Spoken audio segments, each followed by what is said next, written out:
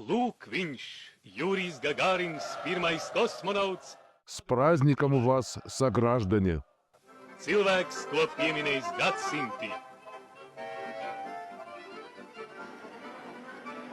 Šī Rīgas iela, kas atzarojas no pašas Ļeņina maģistrāles, tagad sauksies Varoņa vārdā.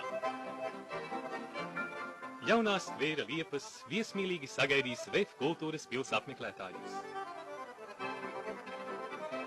Drīz šie zēni un meitenes pāries jaunajā skolas ēkā. Ir patīkami stādīt kokus, bet visvairāk man patiktos doties tur, kur bija Jurijs Gagarins. Un es gribu būt pirmais latviešu zēns, kas dosies kosmosā. Lūk šī skola.